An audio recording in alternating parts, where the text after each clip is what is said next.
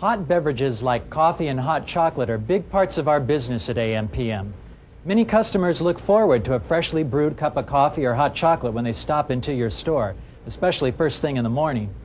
These same customers will often buy something else to go along with their drink, a donut, a sandwich, a newspaper, especially if you do a little upselling.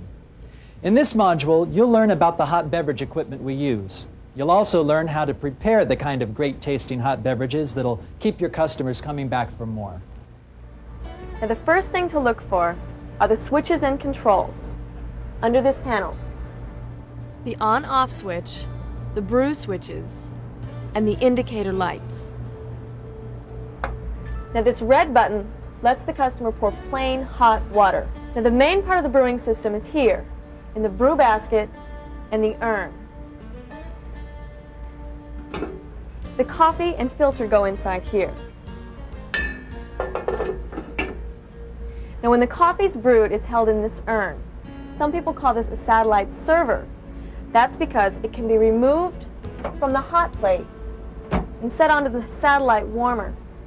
That way it stays fresh and hot, and the brewer's available to make more. And that's important when customers are buying a lot of coffee. Now this sight gauge helps you see how much coffee is in the urn. This urn holds 3 pots of coffee when full. We can make 1 or 2 pots of coffee with this machine. But always look at the gauge and make sure how much coffee is in the urn before brewing more. Now these faucets draw the coffee. These faucets are color-coded, black for regular and orange for decaffeinated. Now to make coffee, we want to make sure that the unit is on. Now it should be on all the time, except for once in a while it might be turned off for cleaning. Now if it's turned off, you lift the faceplate, turn the on switch, and let it heat up for 10 minutes. The water must be at least 195 degrees. Now once it's ready, you pull out the brew basket and you put in 1 filter, like this. Well, how are you two doing here? Just fine, we're about to make some coffee. You know, those filters don't look very strong. Wouldn't it be better if we used 2? No, always use only 1 filter. If you use more than 1 filter, then the water can't flow through the grounds fast enough, and you'll end up with coffee that's too strong or too bitter. Now, if I was going to make 1 pot of coffee, I would only use 1 pre-measured packet. But since it's busy and we're still selling a lot of coffee at this time of day, and I've looked at the gauge and it shows that it's less than 1/3 full, I'll use 2 packets.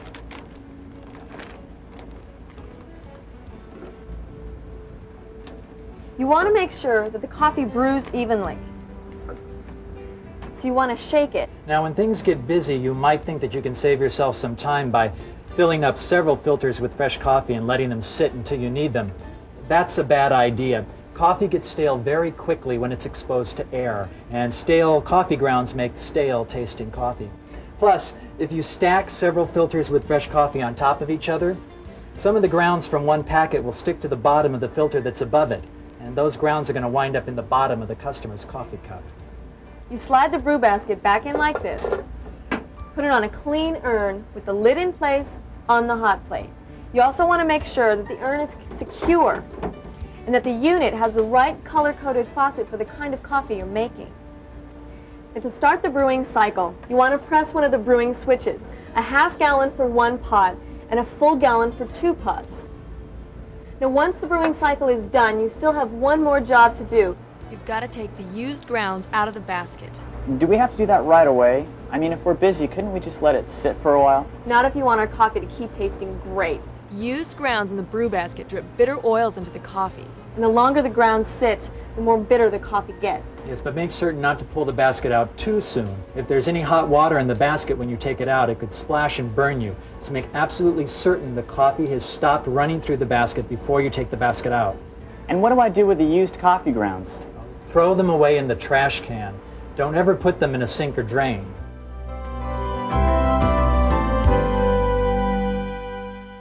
To make coffee, first make certain that the machine is on and is warm. It takes at least 10 minutes for it to warm up. Place 1 filter into the brew basket, never more.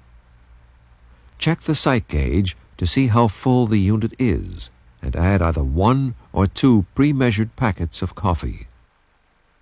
Then press the proper brew switch for either 1 pot or 2. When the brewing is completed, dispose of the used grounds in a trash can. If you have any questions about brewing coffee, just ask your store manager. And of course, you can always check your manual. Now complete checkpoint 1 in your participant's guide. When you complete this assignment, view the next part of this video program. Now stop the video.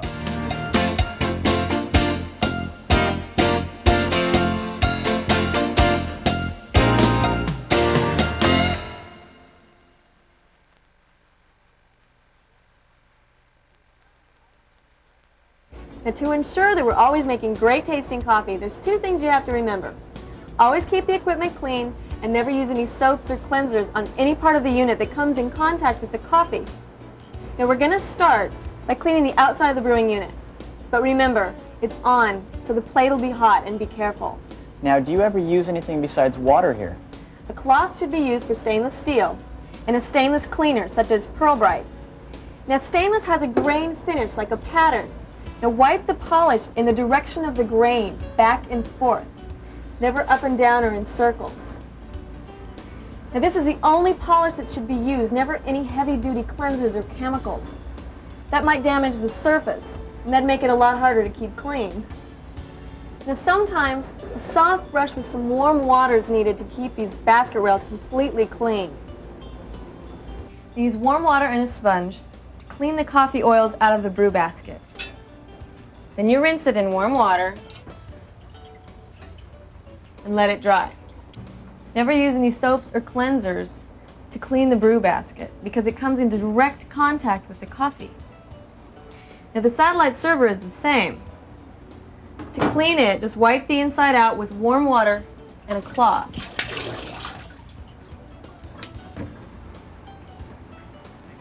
And the outside with warm water and a Scotch-Brite pad. Now this urn should be cleaned at least once a day. And never put the whole unit into a sink full of water. That could damage the insulation and the urn wouldn't be able to keep the coffee warm. Okay, I'll remember that. Okay, next we'll clean the faucet and the glass gauge. You start by unscrewing this cap. Then use warm water and a stiff bristled bottle brush to clean out the inside.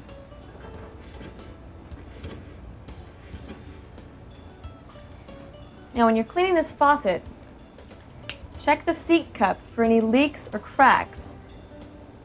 If you find any, replace it before you put it all back together. Yeah, check with me if you need any parts. I'll show you where we keep them and how to put them back on. Now it's important to keep this glass gauge clean because customers look at it. They judge the quality of our coffee by what they see here. Now you start by unscrewing this cap. Take the glass gauge out of its housing and use warm water and a bottle brush to clean the inside of the tube.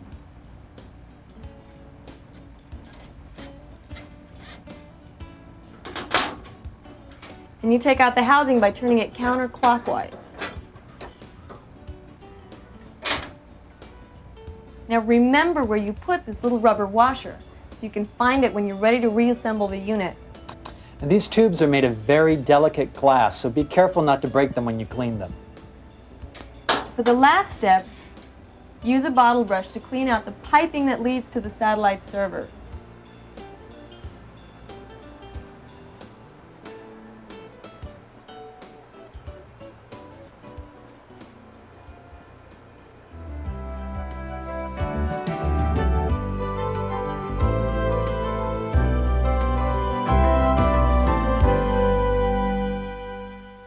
Great tasting coffee begins with clean equipment. Polish the outside of the coffee equipment with a stainless steel polish.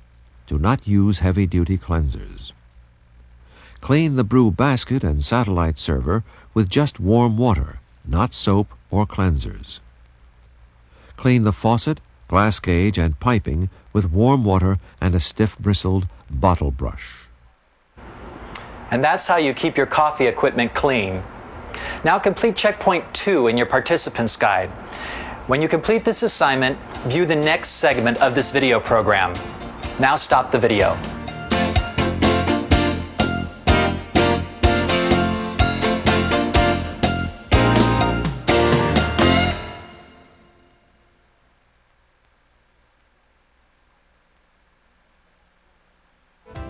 Some people want a different kind of hot beverage.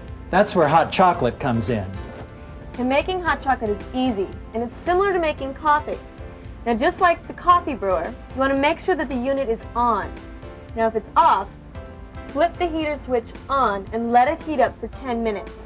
Now, once it's ready, lift the lid, pour in 1 bag of cocoa mix into the hopper. Replace the lid. Now, I noticed you just poured the mix in. You didn't smooth it out or tap it down or anything. Right. If you tamp it down, the water won't mix well with it. It might clog the unit. Also, the chocolate might be lumpy or too strong. So just pour it in and let it be. Now, the water is automatically fed through the unit and heated. It's a foolproof operation, but it's a good idea to check the quality of your hot chocolate once you put in a new bag. Take a 12-ounce cup, put it under the mix chamber, press this button until it's 2/3 full. Then when you release, it'll fill up automatically.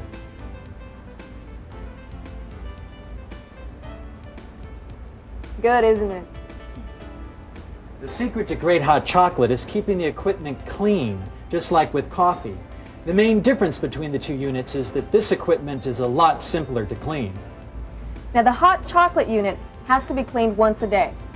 You can do that by first turning it off and then unplugging it. Now, that lets the unit cool down, and it also prevents you from getting shocked. Now, while the unit's cooling down, you want to wipe it off with a clean, damp cloth.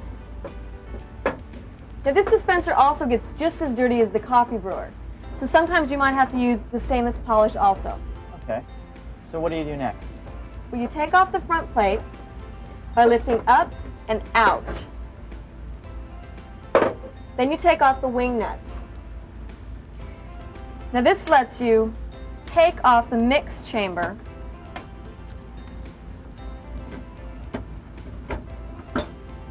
and just let it dangle by the lower tube. Now, you want to rinse it inside and out with detergent and hot water.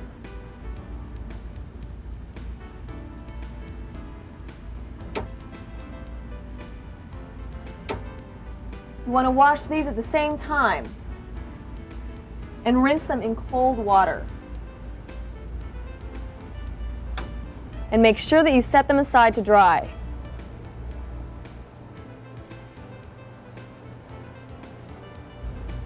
And put it all back together.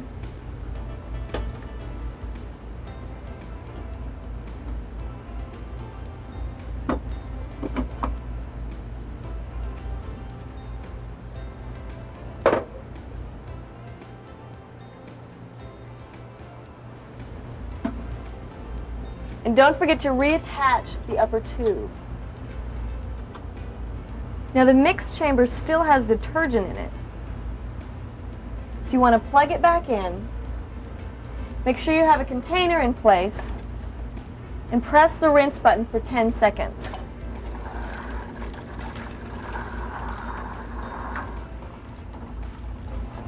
Now put the front plate back on.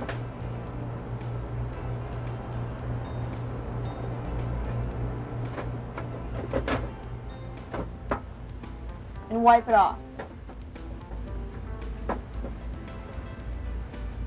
And last, wash the drip tray and the splash guard. Once the unit warms up, you're all ready to make hot chocolate in a clean dispenser.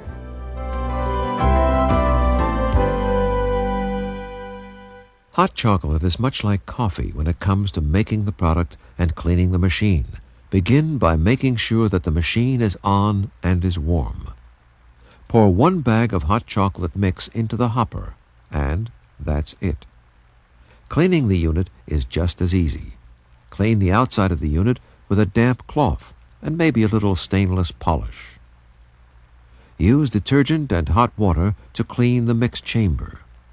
Then rinse the parts in cold water and let them dry.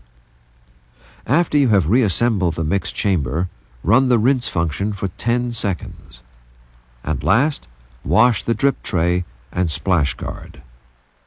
Now complete checkpoint 3 in your participant's guide. When you finish the checkpoint, study the review sections for this module in your participant's guide. Remember, you can go over the reviews as many times as you like. See your store manager if you have any questions about this module. When you're ready, take the module test. Remember, the module test counts.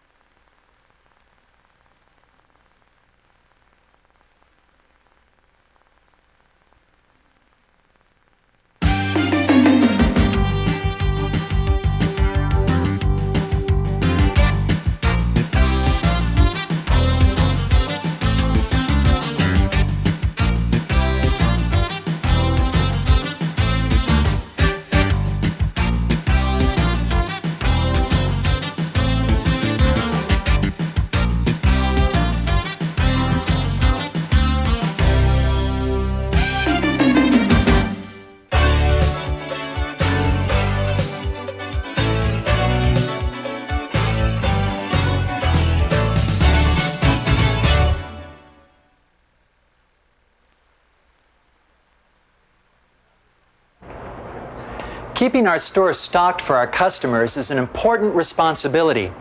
You may be called on to replenish merchandise on the shelves from extra stock in the back room. Maintain the appearance of our merchandise by regular facing, fronting, dusting, and rotating using the date code to ensure product freshness. In some cases, you may even be called on to help accept a delivery from the vendors who service our store, although this activity is usually handled by a manager. But you need to become familiar with the simple steps we follow to ensure that all vendors are handled in a professional, business-like manner. Let's start with the 7 steps to proper vendor check-in. 1. All deliveries are scheduled on certain days at specific times, and we handle only one vendor at a time. Now that allows us to focus on just one vendor and keep customer inconvenience to a minimum. And we tell the vendor where to park. Second, after signing the vendor sign-in log, they pull out any outdated items and list them on a separate credit ticket. Now, we always handle the entire delivery, both ins and outs, just once, so the vendor does not remove anything from the store at this point. Third, the vendor brings the fresh products in the store and sets them up for us in a neutral area. Now, this is very important for 2 reasons. It's not in the way of the customers, and it's less confusing there, too. Fourth, we touch count every item. Now, this makes sure that our store is getting everything it's supposed to get. We compare the invoice and delivery against the build-up book to be sure we won't run out before the next delivery day. Fifth, we verify the math, the extensions and totals, and we make sure the cost for each item is current and accurate. Now we're ready for step number 6. We sign the invoice and keep the original, the top copy. And be sure not to sign the carbons. Our store could be billed incorrectly. The last step is to escort the vendor out of the store. Remember to inspect all empty boxes and cartons. Sometimes vendors have been known to help themselves to our merchandise without paying. And when the delivery is finished, there's no reason to hang around the store. And make sure they clean up after themselves too.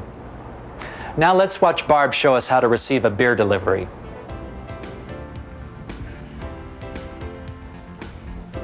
Hi, Greg. I'm glad you're here early. I have a new employee that needs to learn about receiving stock. Here's the invoice. I'll go get the last stack. You better sign in first. And do all vendors have to sign in? Every time before they do anything else. Suppose there's more than one vendor at a time. Who signs in first? We never have 2. Only one. It's a strict policy. Why? It seems like there's plenty of room out here. We may have room, but you can't handle more than one properly. If you split your attention, something may go wrong. And why are we out here if the beer goes over there? You tell him, Greg.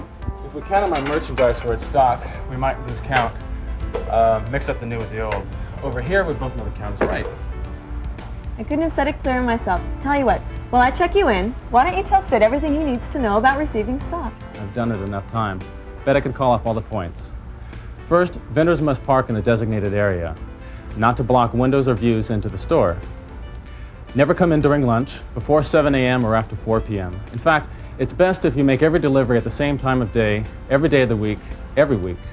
Why? Your stores have a strict policy, one vendor at a time, and be sure to sign in as soon as you come in. Oh yeah, Barb told me about that. It seems pretty logical. It sure does. Avoids confusion, we can both concentrate on what we're doing, and I can get out of here faster. It also gives us a chance to stay current about what's on special, but you'll learn about that later, Sid. I understand. So what's next, Greg? I check your store for any outdated product. If I find any, I pull it. Bring it here and write up a credit ticket.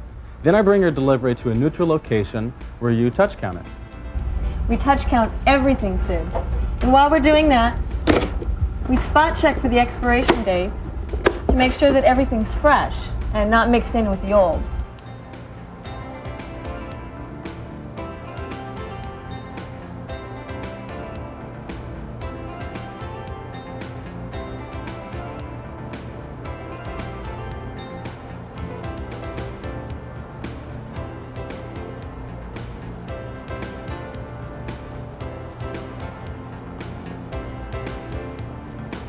And check everything on the invoice and then check the math. Now multiply the number of units by the cost of each unit, and that should give you the same figure as Greg has written down here. And make sure it adds up right. Then you sign the invoice, keep the original, and give the vendor the copy. That's almost right. Almost? Barb forgot to tell you not to give me the copy and let me go until I cleaned up any mess I've made. I was going to tell him that later. Hey, well, thanks for the lesson, Greg. I'm sure Barb appreciates not having to teach me everything. Anytime. Enjoyed it. See you next time. Bye-bye. Bye. Now, did he tell me everything? Not quite. He forgot a few important points. Now, it doesn't apply in Greg's case, but usually you have to make sure that you flatten or inspect all the cartons before the vendor leaves. He could take merchandise out in them by mistake or otherwise.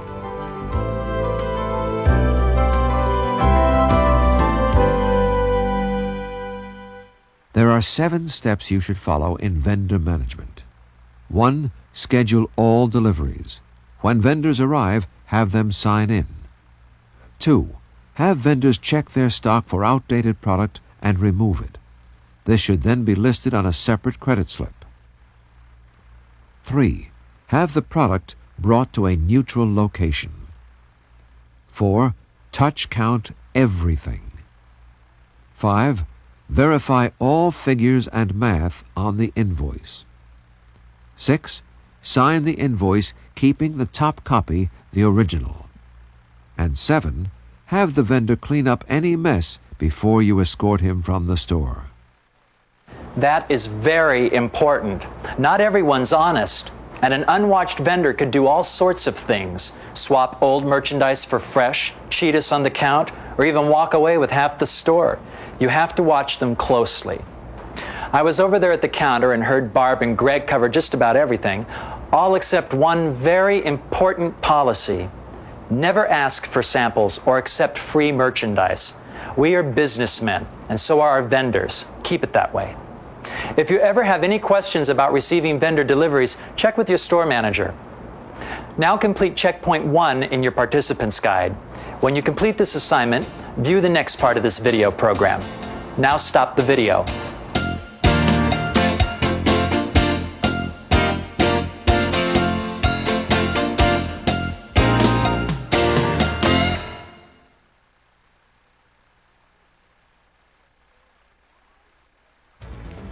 Now, we're always looking to use all the space available so that we can put the merchandise right on the shelves. Now, why are you pricing on the bottom? That's hard to see.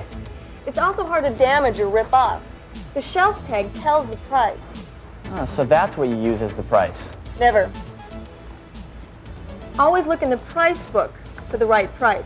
Now, use the book price, and if there are items on the shelf that are not at that price, reprice them too. Also, always put new merchandise to the rear. And see this? Damaged goods, no one will buy this. Remove this from the shelf and put it in the storeroom so we can get a refund from the vendor. Also, never mix it with back stock. There's room back there for damaged goods. Now I notice you're putting all the boxes face up. That's called facing the stock. We want to do it every chance we get, usually during stocking. Now, facing the stock sells better, it looks good, and it's easy to find. Is that a price gun? Easy to use? Simple. Here, I'll show you how. Pull out the dial till the indicator is on the digit you want to change. You can set numbers, dollar or cent signs, a decimal point, and if you need it, even a tax symbol. Make your changes, then push the knob back in and lock it. I can do that. Let me hit a few prices. Alrighty, I'll let you do a few.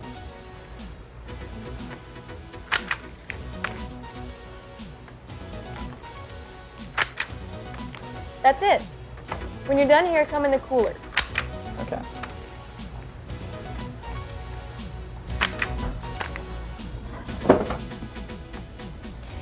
Hi, Barb. I'm all done out there. What are we doing in here? Quite a bit. Now, no matter how cold it gets in here, never turn these fans off. The compressor could be badly damaged, and if you should forget to turn the fans back on, everything in here might spoil. We're talking major money, so don't fool with the switches. Now I'm rotating the stock. Always remember, new stuff on the bottom. This is the old stuff on the top. We sell this first. Now notice that the beer stacks are in front of the beer doors, soda in front of the soda doors, and the milk in front of its door. Now all the faster moving products we put towards the front for easy access. Always keep at least 2 to 3 inches of space away from the wall and use these boards to keep the stacks up off the floor. Yeah, very tidy. It also saves time in stocking. Now, when you're stocking the doors, it's the same as stocking the gondolas. New stuff at the rear and everything faced to the front. You know, Barb, it looks like we have room for another row of Miller Lite here. No, we don't. That's something I forgot to tell you when we were restocking the gondolas. Look at the shelf tag. It says Miller Longs. Well, I don't see any Miller Longs in here. Right, so keep it open until we get some. Don't put things where they don't belong. I'm getting kind of cold. Can we get out of here now? We have one more job to do. We have to rebuild a few 6-packs of beer. Many customers just grab 1 or 2 beers from the full 6-pack. So we need to rebuild them. Nice, neat, and saleable. Exactly.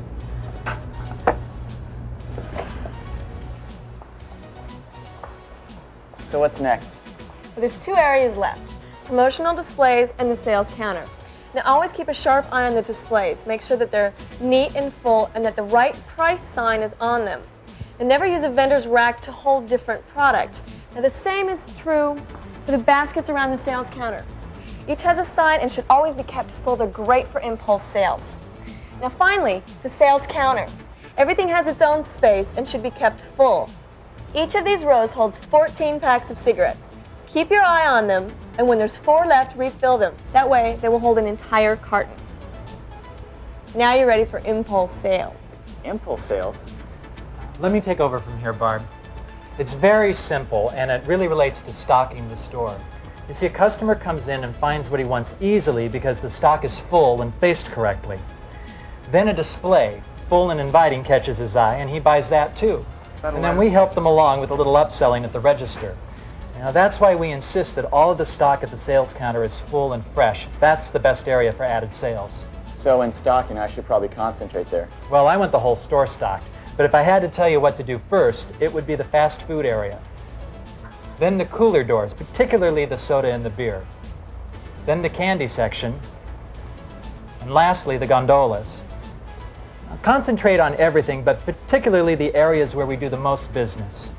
I knew that just putting up the groceries sounded too easy, but it all comes together now.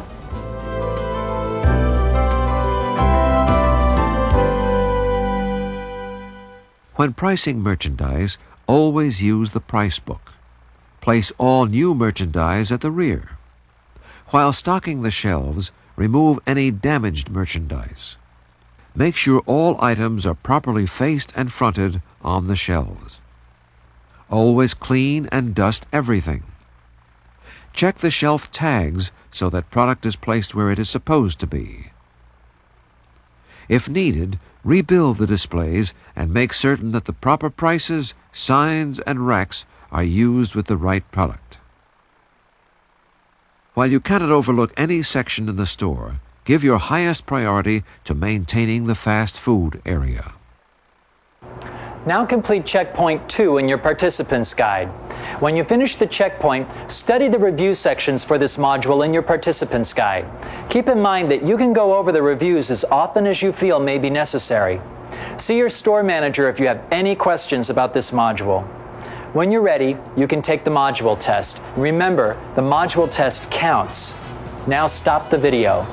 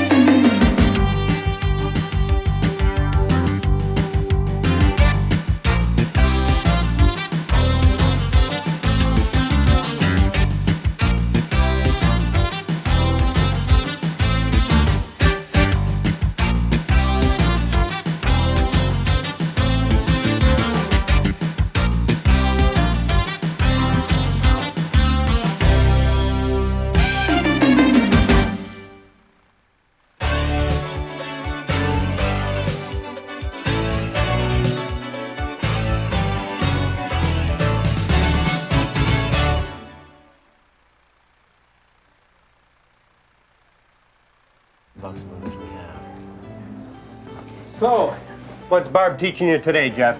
How to cook and store these hot foods. There's a lot to learn. Proper thawing, cooking, fast wrapping, proper product display, when to cook and how much to cook. When to cook and how much. That's right. All of our fast food must be kept hot and fresh. And if we cook too much all at once, it can get cold before we get it into the warmer. And if we don't sell it quickly, it can dry out. Right. There's two basic rules to fast food. Cook less, more often, and keep hot things hot and cold things cold. Now, every step of food preparation is important. We want to serve our customer the highest quality food. And quality begins right here, Jeff. All of our hot food is delivered to us frozen, so we have to get it into the freezer immediately. Now, we keep everything below 0 degrees Fahrenheit, or we put it into the walk-in if we're going to be using it in the next few days. Now, it's important to date and rotate all the food as we fill the freezer. That way we use the older food first. This is going to be pretty full. Should I put some in the ice merchandiser? Never. We have to keep everything below 0 degrees Fahrenheit until we thaw it. Or in the case of the cookies or potatoes, until we cook them. The ice merchandiser isn't cold enough. It's about 20 degrees. So it all stays here. Right, except what we'll be using in the next few days. We rotate the supplies, too. We want to make sure that we use the older stock first. Okay.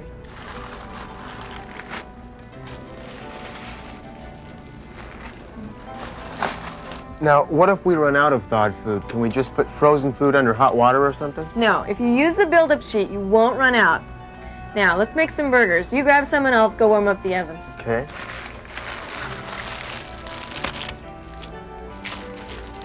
We use this convection oven to prepare all our hot food. Now, first we turn it on and set it to 325 degrees. Now, that's the temperature we use for everything except cookies. Now, this amber light will go off when the oven is preheated to 325 degrees and ready to cook. Then turn on the bun toaster. It takes at least 20 minutes for both the toaster and the oven to preheat. What do we do while we wait? We've already washed our hands, so now we get the patties and the buns ready. Now don't open these patty packages. Next, look at the cooking chart to make sure that you have the right time for each item. We can only cook 18 items at once, depending on how they're packaged. You might only be able to cook 2 or 3 trays simultaneously. Now we only need 1 tray of quarter pounders, so they go on the middle rack. Now if we needed 2, they would go on the top and the bottom, and if we were cooking 3, we would use the top, bottom, and the middle.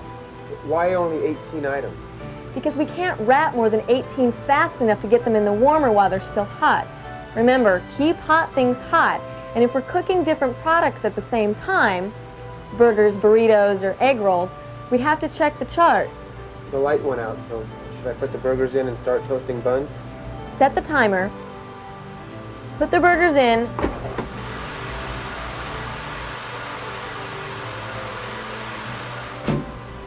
and then push the start button.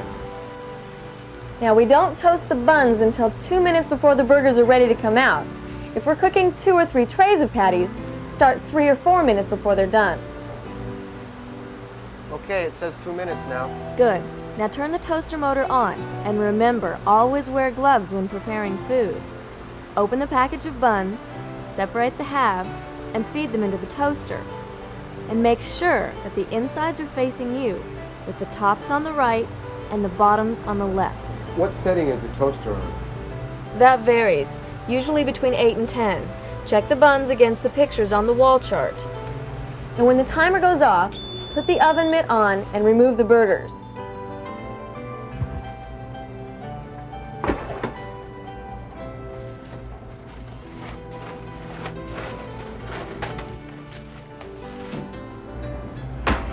Now probe a burger with a clean, sanitized thermometer.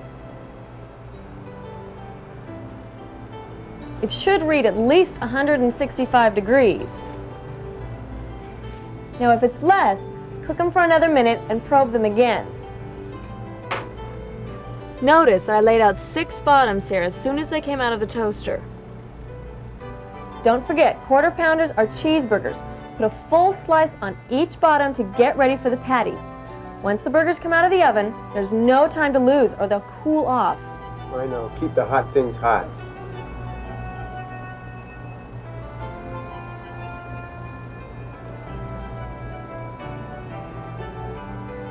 Put the tops on and wrap. Center the burger, fold the wrap up from the bottom and down from the top, and the corners in to make triangles on each side. Lift it up and tuck the triangles underneath. After wrapping all hot food, always time-stamp the food before placing it in the warmer. Then get them all in the warmer quickly, adding this new food to the rear. It's very important not to lose any time. Remember, the warmer is a merchandiser, not an oven. Properly set, it will keep the food 140 degrees or hotter, but it won't heat up food that's cooled off. Food in the warmer must be above 140 degrees. That's a health department requirement. If we don't put them in there quickly, or if we forget to close the back doors, they will cool off. Can't we just turn up the temperature on the warmer? It's adjustable, and you have to keep checking it. But if we turn it up too high, the food will dry out. Just get the food in the warmer quickly. Then probe a sampling of food with a sanitized thermometer every hour or so to check the warmer setting. That way we can be sure the burgers are right when they're sold. There are different wraps for each sandwich. They all go on the same bun, and each sandwich has its own cooking time listed on the wall chart. Remember, check the chart and change the cooking time for each sandwich. But the oven stays at 325 degrees for everything, except cookies. The only other product that uses the toaster is the breakfast sandwich. While the breakfast products are cooking in the oven, toast the English muffins. Use the left side of the toaster only for both halves. Start 3 minutes before the oven timer goes off. Then arrange them on the trays. Put a slice of cheese on each one. Use the tongs to put the food on. Use their own special wraps. Work fast, they'll cool off quickly, and get them in the warmer quickly. Every time you cook, take the temperature of the first product you pull from the oven. If the food is not at 165 degrees, put it back in the oven for another minute and check again. The 2 most important rules in fast food are cook less more often and keep hot things hot and cold things cold. Date and rotate the stock in the freezer and the cooler so that you use the older food first. All AMPM sandwiches are to be cooked in an oven at 325 degrees. Cook no more than 18 items at any one time so you can wrap and get them into the warmer before they cool. Cook the product in the sealed packages they come in. Sanitation is very important in preparing foods. Always wear gloves when you are handling food. Food is not properly cooked until it reaches at least 165 degrees. Probe it with a sanitized thermometer to make sure it is ready. Always use tongs to move the food onto the buns. Check the temperature of the food in the warmer every hour. It must be at least 140 degrees. If it is not, remove the product immediately. So far, we've covered cooking packaged items that are prepared at 325 degrees Fahrenheit and have toasted buns. Let's take a moment to review. Complete checkpoint 1 in your participant's guide. When you complete this assignment, view the next part of this video program. Now stop the video.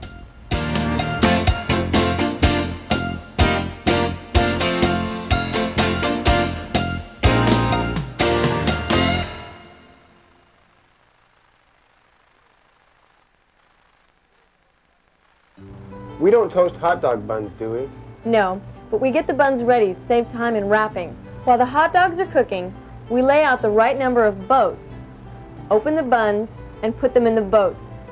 Get the bags ready, place the bun and the boat part way into the bag. It makes it faster to wrap the dogs when they're done. When the timer goes off, probe one dog to make sure it's 165 degrees. Use the mittens to take the rack out. Then use the tongs to put them in the buns. Quickly put each one in the bag. Fold the open end over twice and crease it to seal. Then rush them to the warmer. I don't see any wraps for burritos or chimichangas. That's because each burrito or chimichanga comes in its own wrap, which identifies the variety. They go into the oven in those wraps, and once they're cooked, we just add these colored holders and put them in the warmer. And what about the egg rolls? After they're done, and remember to probe one first, put 2 egg rolls in one holder we used for the wedge cut potatoes. Add a packet of mustard and a packet of plum sauce, and they're ready for the warmer. Can I cook different things together? Yes, you can cook anything together as long as the cooking times are the same. What about different times? Only 2 different times. We can cook a maximum of 2 different foods with different cooking times, but there must be at least 3 minutes difference between the times. That leaves enough time to get the first ones into the warmer before the second one is done. We put the tray that needs the most time on the top shelf and the shorter one on the bottom shelf. Set the timer for the shorter time, and when that's done, take it out and set the timer for the remaining time. The 2 most important rules in fast food are cook less more often and keep hot things hot and cold things cold. Hot dogs, burritos, and egg rolls are always, in fact, cooked at 325 degrees. While the hot dogs are cooking, prepare the right number of buns, boats, and bags to make it faster to wrap when the product is cooked. Probe one hot dog with a sanitized thermometer to make sure it's at least 165 degrees after cooking. If it's not, cook it some more. Always place product in the warmer quickly after wrapping. Do not cook more than 2 different foods together with 2 different cooking times. Also, there must be at least 3 minutes difference between the 2 cooking times. Finally, don't forget to look at your cooking chart and follow the instructions carefully. That covers preparing bulk-packed fast food items cooked at 325 degrees Fahrenheit. Let's review what you've learned so far. Complete checkpoint 2 in your participant's guide.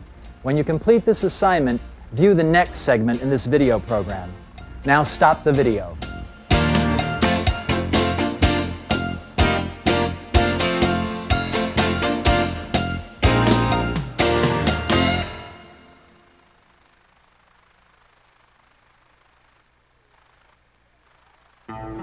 We've covered all our hot food except for the pizza and the cookies. And since we have the oven at 325 degrees, let's do the pizza first. The cookies need a cooler oven temperature. And some stores may have a small pizza oven under the convection oven to cook the pizza. But the way you cook the pizza is the same. We remove the wrapping and the cardboard from the thawed pizza and use the pizza peel to put the pizza in the convection oven. Then we put a pan on the shelf below the pizza. That'll catch any cheese that runs off. Check the chart, set the timer, and hit start. While it cooks, make up these pizza trays. We'll need 8 per pizza. Fold these flaps up and over all the way. That makes the sides stay up. When it's done, put the pizza on the plastic cutting guide. Print side down and use the pizza cutter to make 8 slices. For pepperoni pizza slices, we add 3 pieces of pepperoni to each slice.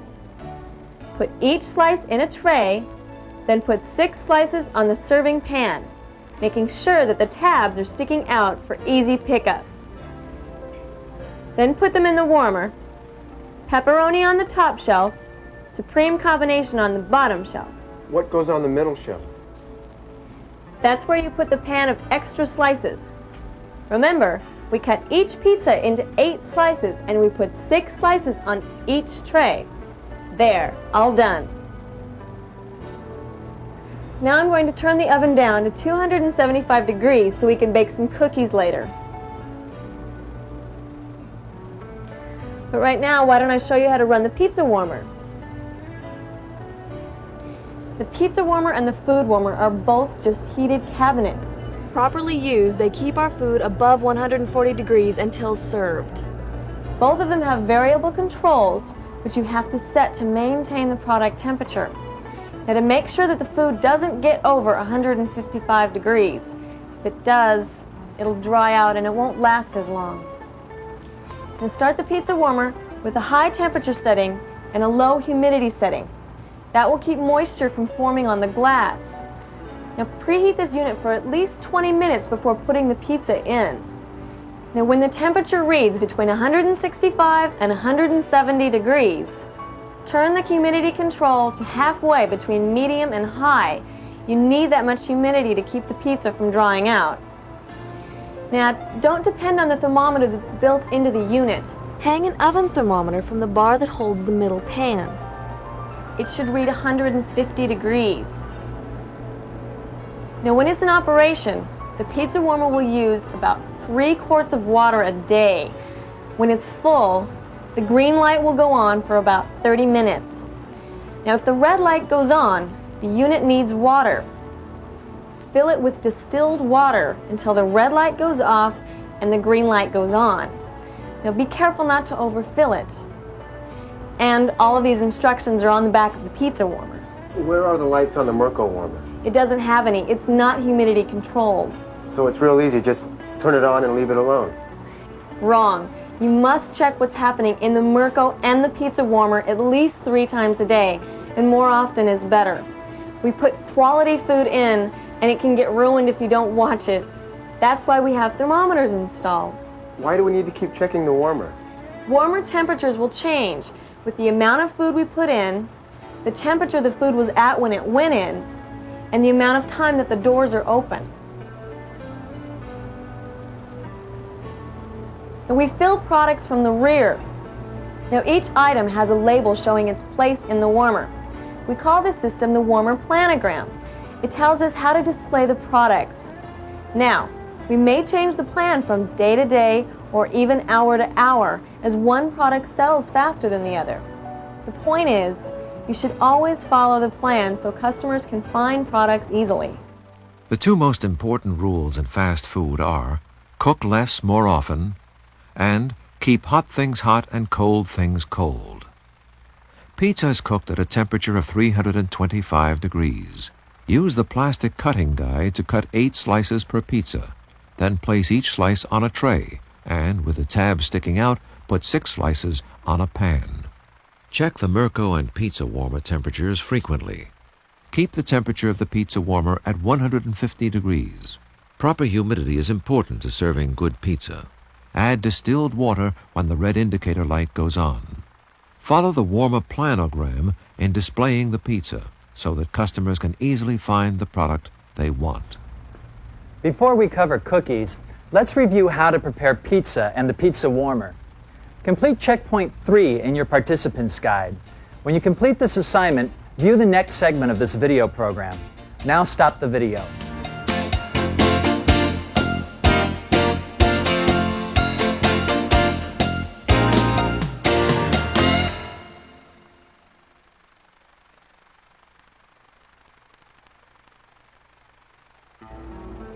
Now the oven should be cooled down by now, ready to bake some cookies. Now the oven is now set at 275 degrees, and that's the right temperature for all the cookies.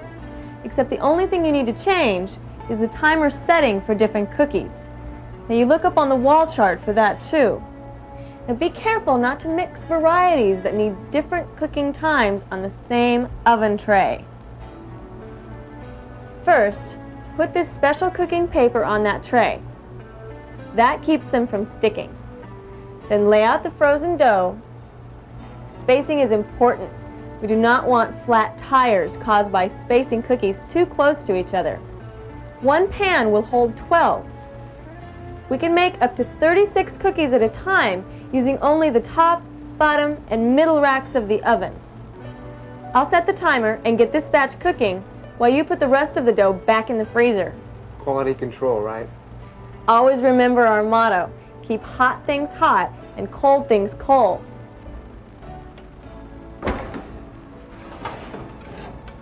Now these are done, but you have to let them sit in the pan for 15 minutes before you put them out. Now remember, when you display them, you always want to put the fresh cookies in the rear. Well, that's all you need to know to be a great AMPM cook. Now all you need is a little practice. The two most important rules in fast food are cook less more often and keep hot things hot and cold things cold. Unlike anything else, cookies are cooked at 275 degrees. Cooking times vary for different cookies. Follow the cooking chart for the proper time for the cookies you are making. Place cooking paper on the trays to prevent the cookies from sticking. Never thaw out the dough ahead of time. Lay out frozen dough. Evenly space 12 cookies on each tray. Once the cookies are removed from the oven, let them sit on the pan for 15 minutes to let them cool off before putting them out to display. Remember, cookies are the only product we cook at 275 degrees Fahrenheit, and they must be done while they're frozen. Be sure you let them cool down on the rack for 15 minutes before displaying them. Well, it's time now to stop the video and complete the checkpoint in your participant's guide. When you finish the checkpoint, study the review sections for this module in your participant's guide. Remember, you can go over the reviews as often as you like. When you're ready, you can take the module test. And remember, the module test counts.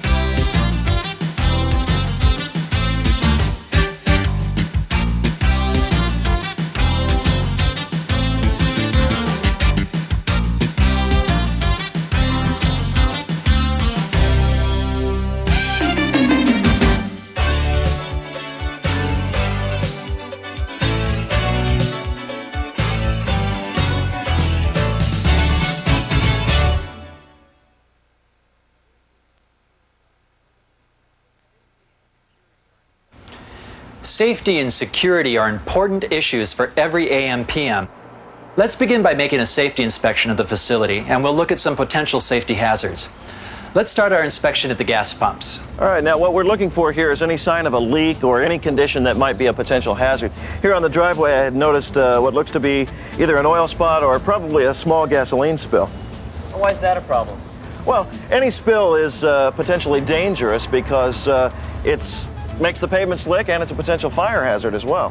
First thing we need to do is block off the area with the emergency cones.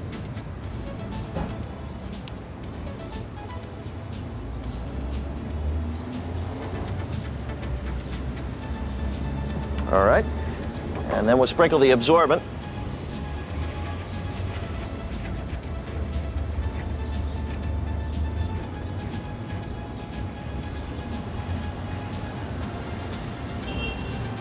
Now you want the maximum thickness to be 1/4 of an inch on the absorbent. And we'll let it soak up the spill.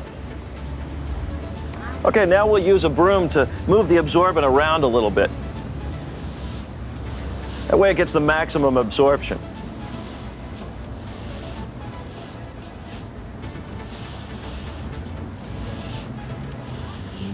Okay, we'll go ahead and sweep it up.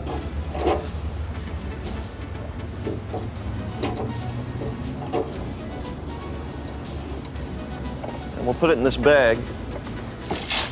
The stuff's now contaminated, so we always keep it separate from the trash. And then the manager arranges for disposal. Okay, wet down the area, and then you can sprinkle it with detergent.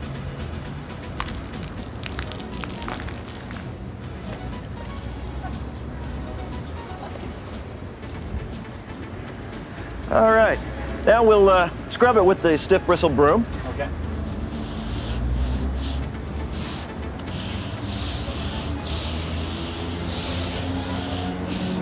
Okay, we rinse the area with a water broom.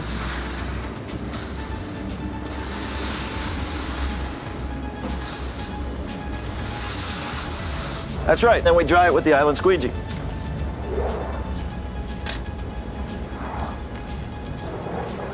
There. All right, now the pavement is clean and safe. You can clean up small spills that way, but larger spills call for emergency action. If you have a gasoline spill of 5 gallons or more, call the fire department or 911. And don't wait, call them immediately.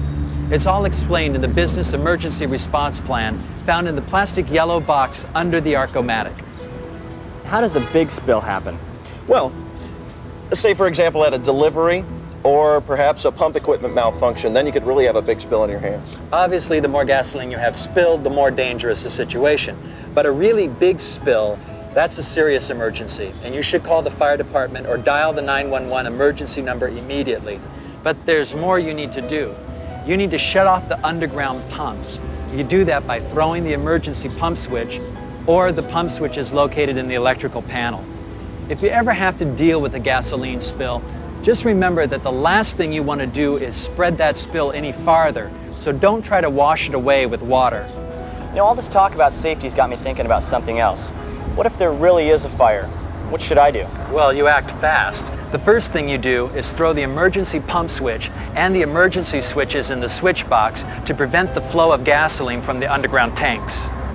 Can't we just turn the pump switch off at the cash register? No, absolutely not. That switch only shuts down the hoses, not the submerged pumps. The danger would still be there. You have to shut down the submerged pumps. Okay. Now, once the pumps are shut down, you call the fire department, and then you call the manager right away to let him or her know just exactly what's happened. Isn't there anything else we could do ourselves? Say if there's a small car fire or something. Oh, sure there is. The portable fire extinguishers we keep in good working order and charged for a situation just like that. Okay, but you said to shut down the pumps. How do you do that? Well, like Jack said, that's done with the emergency switch and the electrical panel in the back. For right now, let's go ahead and complete the pump inspection area. We'll show you that in just a moment. Another thing you need to do, check the hoses often for any sign of a leak. Okay, if you do find a leak, the pump cannot be used until it's replaced or repaired. Also check the hose retractor. Make sure that the hose is in its proper position. This is just exactly how it's supposed to look. Now, if a nozzle should develop a problem, the pump needs to be taken out of service, tagged, and locked until it can be repaired. And always let the manager know right away whenever there's a malfunction of any of the gas pumping equipment. I noticed this shouldn't be lying around here. Someone must have forgotten it. Can you pump gas into that? Oh, sure. This is an approved container for gasoline. However, if it weren't, though, by law, it must not be filled. Say if a customer comes into the store with a non-approved container, say a milk jug or a bucket, a glass jar, something like that, you cannot activate the gas pump. Okay? All right. All right. Pump area looks just fine. Let's go take a look at the emergency switch and the electrical panel. It's over here. Now here's the emergency switch we've been talking about. Tripping this switch shuts down the underground turbine pumps, which you might need to do in case of an emergency when gas is leaking. I see. But wouldn't it be quicker to use the emergency shut-off switch on the cash register? Only if you just want to shut off the dispensers, but the turbines would still be live. You see, the register switch doesn't shut off the submerged pumps. To shut them off, you have to use either this emergency pump switch or the pump switches in the electrical panel box. Bob, why don't you show him those now? Okay? Come on. Okay, this is the electrical panel. The individual pump switches are here, but let's talk about safety first. Now, we always keep the area around the panel board clean and free of any stock or equipment, and never use any tools of any kind around the electrical panel. Now, all the switches are labeled. These marked in red are the ones that need to be turned off in any emergency, along with these switches on the sides of the red boxes. Okay? And the switches marked in white are the ones that need to be turned on at dusk and off at dawn. Okay, let's see. Now the pump switches are to shut down the submerged pumps. Red marking means to turn off in an emergency, along with these over here. Right. Okay. And the white means turn on at dusk and off at dawn. That's right. Okay, now the next item in our inspection should be the fire extinguishers. You'll find them located at the front door and also in the back room. And next is the exit doors. The exit doors are very important because they're used for escape in any emergency and when seconds count. If there's an obstacle or an obstruction, it could cost someone's life in a fire.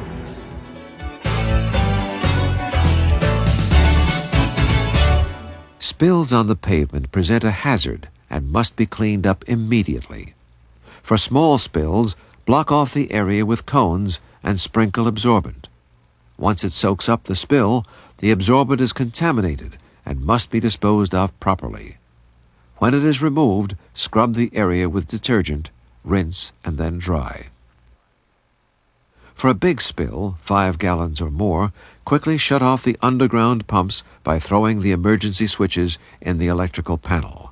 Then notify the fire department and also call your manager, and never attempt to wash away the spill with water. In the event of a fire, act immediately. Shut off the emergency switches at the electrical panel. Call the fire department or 911. It's a real emergency. Then notify the manager immediately. Remember the difference in the switches of the electrical panel. The red ones are only thrown in the event of an emergency, while the white ones are turned on at dusk each day.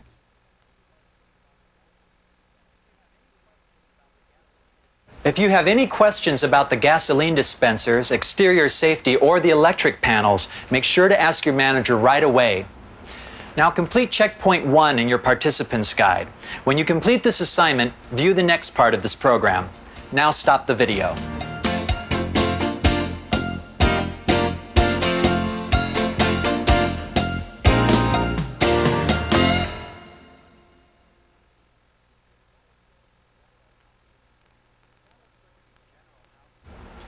Now let's look at some general housekeeping procedures that are important for safety reasons.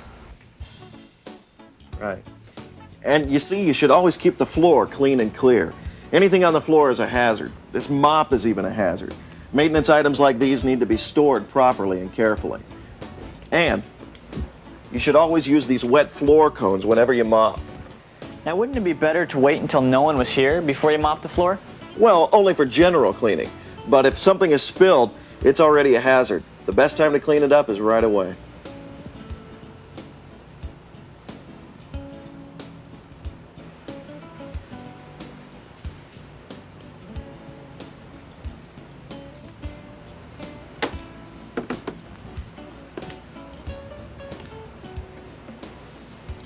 All right, let's show you the storage room. Now, everything here should be stored neatly, so we know where it is and accidents don't happen. A tall stack of boxes could be trouble.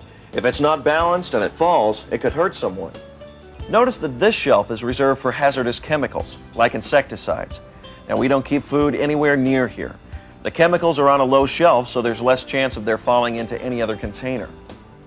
We also keep anything combustible here, away from lights, water heaters, warmers, ovens, or any other heat sources. Now, heavy items are always on lower shelves. The less distance they fall, the less damage they can do.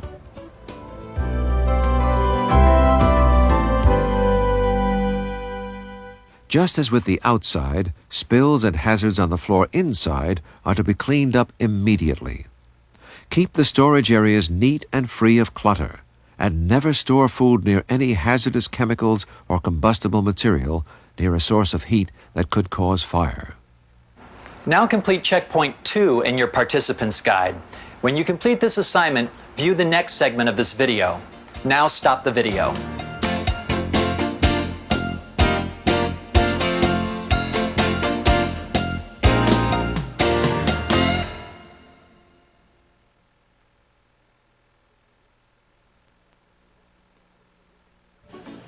Lifting can put a terrific strain on your back. You can actually injure yourself with a relatively light weight unless you lift it using your leg muscles to take the weight. First, make sure of your footing. Don't take chances lifting if you're standing on a slippery surface. Next, take your time and get a firm grip on the object you want to lift. Keep your back straight. Bend your knees to get down to the level you're lifting from. Hold the load close to your body. Don't twist or turn while you're lifting. Never lift heavy objects above your waist level. And keep in mind, you have to know your own capability. Never lift anything that feels too heavy to you. If you need help, get it. Finally, let's look at a couple of ways you can protect yourself from injury by wearing the proper clothing. Now, this stuff can cause serious burns, so you don't want to take any chances. Always protect yourself. Protect your eyes by wearing goggles to protect yourself from dangerous chemicals. Also, rubber gloves to protect your hands.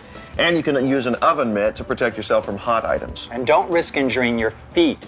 Wear solid shoes with closed toes. Socks and stockings will give you additional protection. Your safety and the safety of others is the highest priority at AMPM. So take your time, think about what you're doing, and keep your store a safe and healthful place.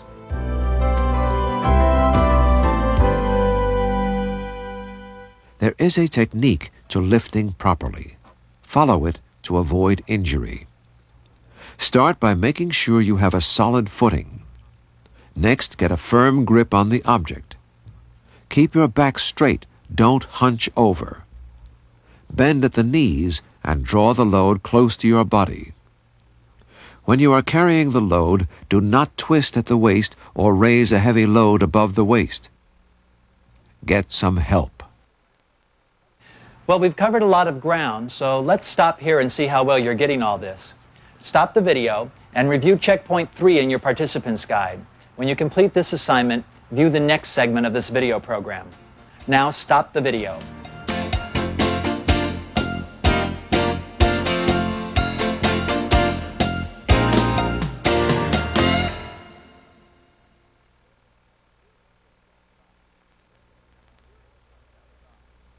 Now, security starts outside. No one is allowed to loiter on our premises. Friends, customers, anyone who isn't here to do business with the store. But how do you know when to tell other people to leave? I mean, what do you say to them? Well, you have to be polite, but firm. For example, a couple of days ago, there was this guy out at the pump island. Excuse me, you're trespassing. You can't sell your flowers here. Come on, I ain't hurt nobody. I'm sorry, but you're trespassing. You're interfering with our business. If you don't leave immediately, I'm going to have to call the police. You serious? Yes, I'm very serious. If you don't leave right now, I am required to call the police. That's our policy here. Thanks, man. Thanks. He wasn't happy, but he left. Yeah, but what would you do if he hadn't left? Well, then I would have called the police, told them I would sign a trespassing complaint. All you can do is ask someone to leave, while keeping a safe distance. And that's usually all it takes. But if they don't, then call the police. The important thing to remember is not to get involved in an argument. There's nothing to be gained by losing your temper or letting yourself get upset. Just keep a safe distance away, tell them to leave, and if they don't, call the police. But don't use 911, it's not an emergency. Okay, well, what number should I call?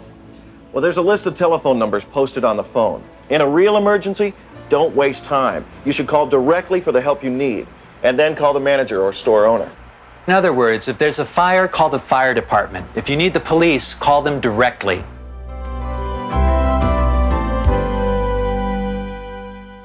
Remember, loitering is not allowed anywhere on the premises. Loiterers are trouble for you and your customers. Tell them to leave, but don't get into any argument about it. If necessary, call the police and have them arrested for trespassing. Now complete checkpoint 4 in your participant's guide. When you complete this assignment, view the next part of this video program. Now stop the video.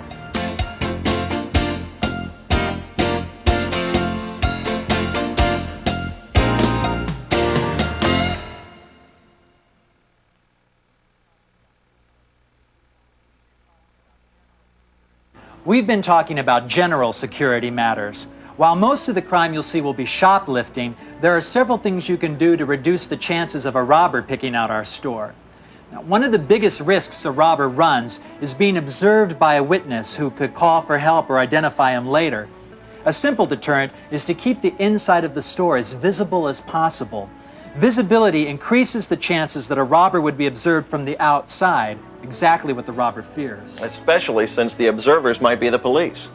So make sure anyone outside can see what's happening inside. The better lit the place is, the better you can see. We make sure that the facility is well lit at night, both inside and out. This helps our customers feel safer and more welcome. Two other things make a store more or less vulnerable to robbery: how much money the robber can get and how big a risk he has to take. Let's start with the first factor, how much money. Our policy is to keep as little cash as possible in the drawer. Now let's review our cash handling procedure. The first step is controlling the money that comes in and goes out of the drawer. And that's what the ARCOmatic is for. Between the hours of 6 a.m. and 9 p.m., cash in the register should never be more than $150. After 9 p.m., there should never be more than $100 in the register.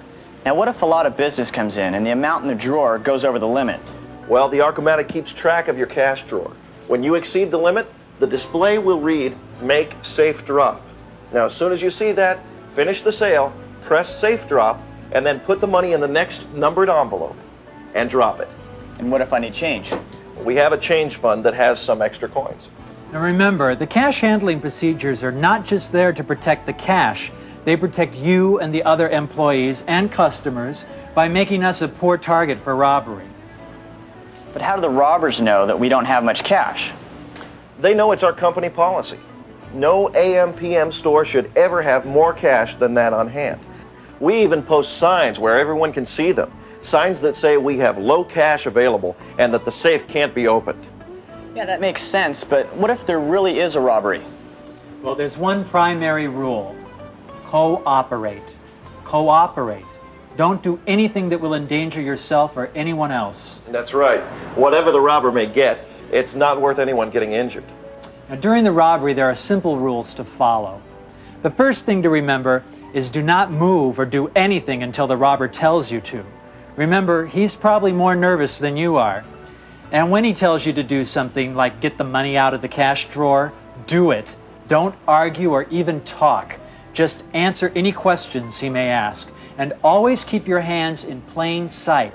You don't want him thinking you're going for a gun or an alarm. Now, you shouldn't make any sudden moves. Give him exactly what he asks for. Don't stare at the robber. It'll only make him nervous. And when he has the money, let him leave quickly and quietly. Never try to stop him or chase him. But once he's gone, lock the front door and call the police. Keep the customers in the store so that the police can question them later. Now, after calling the police, call me. I must know as soon as possible about any robbery. While you're waiting for the police to arrive, begin to fill out the robbery ID form. It'll help you remember important details that you might forget later. And finally, don't talk to anyone until the police get to the store. A lot of nervous chatter about what happened can only help confuse your memory of the events. Well, do you think you can remember this? Well, the idea of robbery still scares me, but I think I can get through it. Well, that about does it for the safety and security module. Most of the points we've covered are nothing more than common sense, but that doesn't diminish their importance. Follow the steps you've learned and you'll greatly reduce the possibility of getting hurt on the job.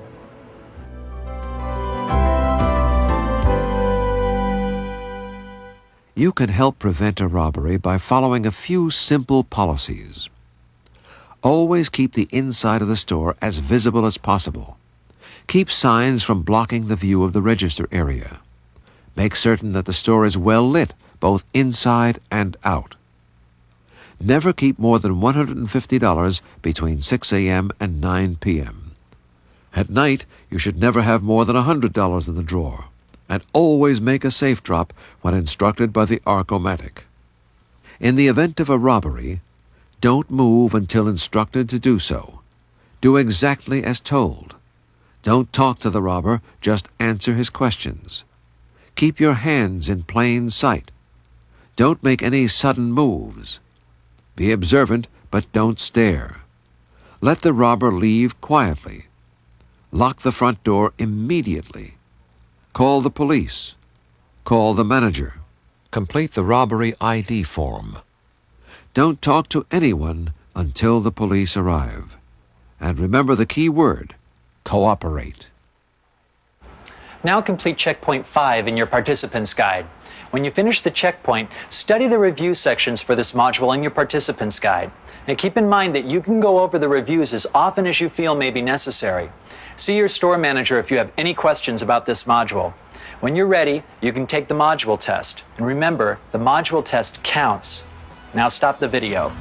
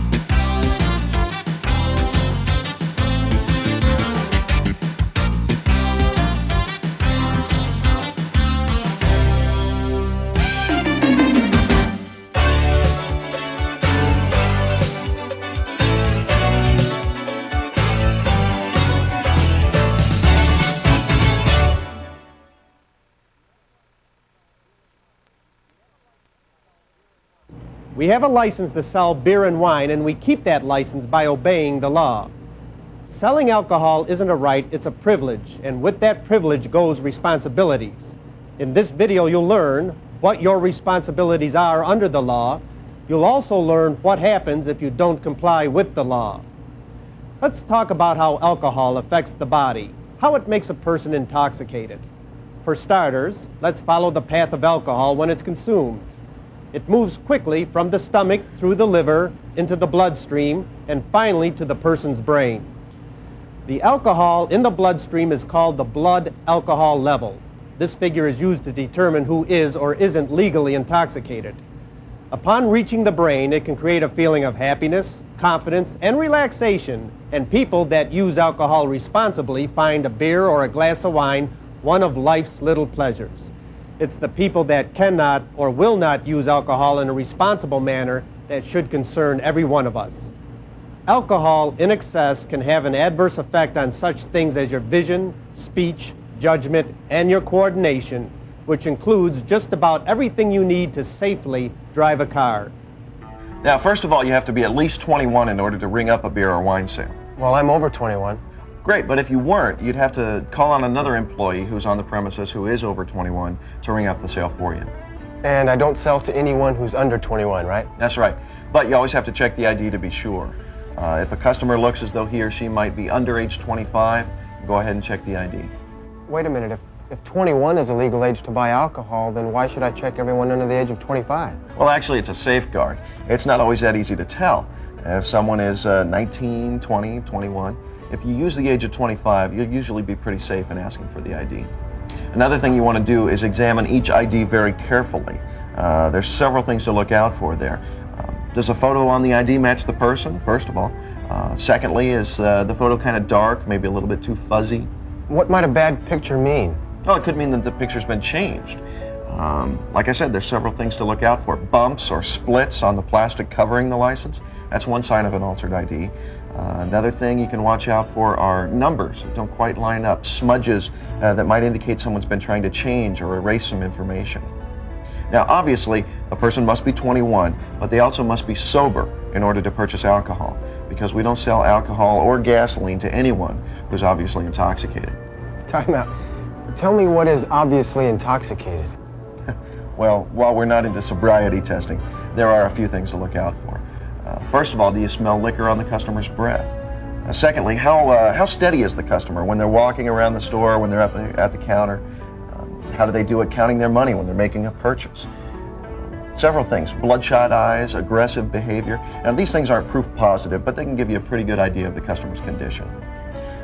If you're in doubt, just don't make the sale. It's really not worth it. Another thing that I do want to mention here, if a customer is buying other things along with the alcohol, always check the ID first before you ring up any part of the sale. Oh, I thought I might ring up the other items first, and then when I get to the alcohol, I'll ask for ID. Well, no, you really don't want to do that, and there's several reasons why. First of all, you might forget, which is dangerous. Secondly, if you decide for any reason that you can't make the sale, then you won't have rung anything up already. What if there's something wrong with the person's ID? What if you suspect that the person's not 21? Then, you might be in the middle of an order and things can get really complicated. Okay, so if I spot alcohol as part of the order, I always handle the alcohol first. That's right. There's a lot to this, huh? That's right, you bet. You know that alcohol sales account for 20% of all of our total food sales. And by the time you add related items, chips, dip, picnic supplies, that sort of thing, it accounts for a big part of our business. Now, alcohol sales are important, but it's also important that we handle them responsibly. Okay. Now, let's talk about second-party sales. That's when one person buys alcohol for another person. Now, the person doing the buying may be okay. The ID checks out and the buyer is not intoxicated. However, that buyer may be purchasing alcohol for someone who isn't 21. Now, you want to watch out for kids hanging out outside. If you see them approach an adult, hand him some money, who then comes in the store and buys alcohol, well, there's a possibility that the buyer will give that alcohol to those kids. Now, if that happens, you, the seller, are responsible. Knowing and obeying the law is vitally important in selling alcoholic beverages. Remember these key points. You must be at least 21 years old to ring up an alcohol sale. You must check the ID of any alcohol customer that looks under 25. When examining that ID, make sure it matches the person carrying it. Also, see if it has been altered in any way. You must never sell alcohol or gasoline to anyone who is obviously intoxicated. You need to use your best judgment here, so be observant of the customer's physical condition and actions. Whenever alcohol is part of a mixed order of products, check the ID first before ringing up anything. Finally, be on the lookout for second-party alcohol sales. Remember, you are responsible. This might be a good point to stop and complete checkpoint 1 in your participant's guide. After you complete this assignment, view the next part of this video program. Now, stop the video.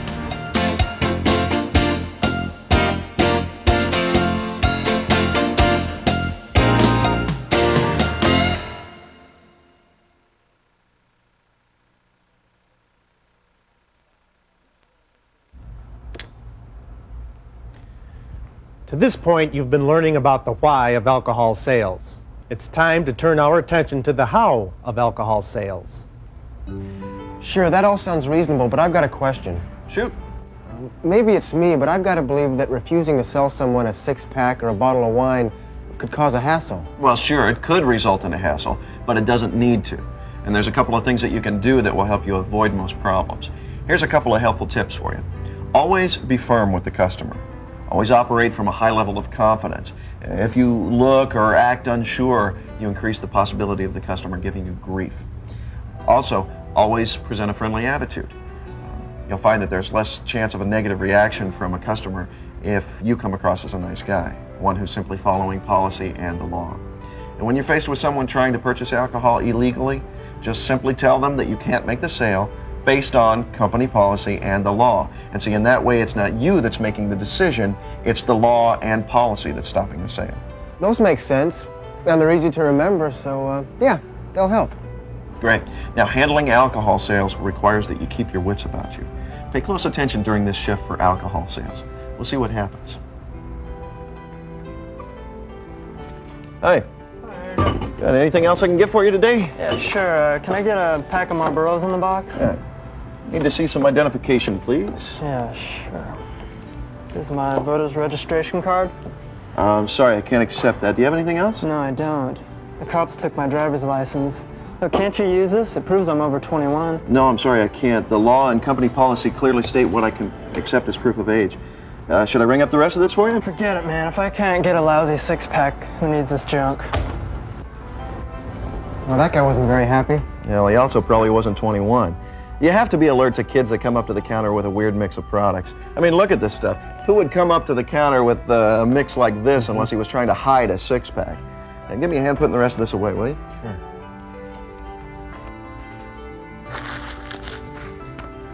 Good evening. Hi. How are you? Fine, how are you? Good, thanks. Can I see some identification, please? Are you serious?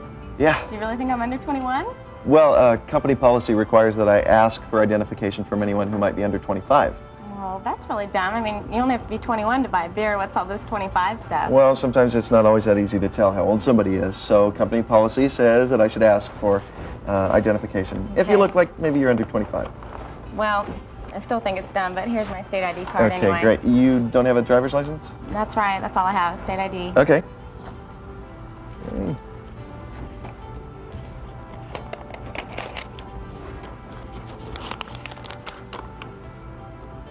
Okay.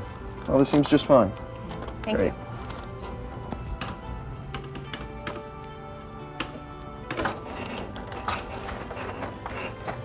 That's $4.58.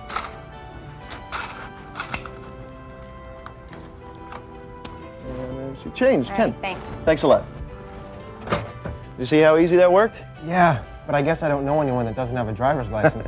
What was that book you used? Oh, this is the ID checking guide. It's great. It covers information and driver's licenses from across the country, other forms of legal identification. This is great. It's got everything in it. Yep. So whenever you're in doubt, you just whip out the ID checking guide. Uh-oh, look out. Here comes trouble. I need to get gas. 10 on 6. I'm sorry, sir, but I won't be able to sell you any gas this evening. Well, what do you mean, no gas? Well, policy forbids me from selling gasoline to anyone who's had too much to drink. Too much to drink? How do you know I had too much to drink? Well, I'm sorry, sir, but I cannot sell gas to anyone who, in my judgment, should not be driving. I'd be more than happy to call you a cab. A cab? I don't need a cab.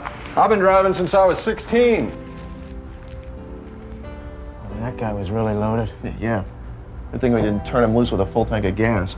Might have read about it tomorrow in the paper. Well, he might have killed himself, or maybe even some innocent people. I never thought of it that way. I'm glad he left somewhat quietly, though. Yeah, well, I got his license plate number. If he'd have given us any trouble, I'd have called the police. Knowing and obeying the law is vitally important in selling alcoholic beverages. Remember these key points. Whenever you have to refuse an alcohol sale, be firm, be confident, and also be friendly about it. Don't make the refusal a personal issue. Cite the law and company policy that requires the action. Underage people will frequently surround an alcohol purchase with a strange mix of unrelated products. Watch for this. Whenever you are in doubt about a strange ID, refer to the ID checking guide. And once again, remember, never sell alcohol or gasoline to anyone who, in your judgment, is intoxicated. It's the law. You've just seen two different issues relating to alcohol sales: improper ID and an obviously intoxicated customer. There are others. For example, second-party sales, altered IDs, and borrowed IDs. You'll learn about these issues and how to handle them by role-playing. Now, complete Checkpoint 2 in your participant's guide. When you complete this assignment, view the next segment of this video program. Now stop the video.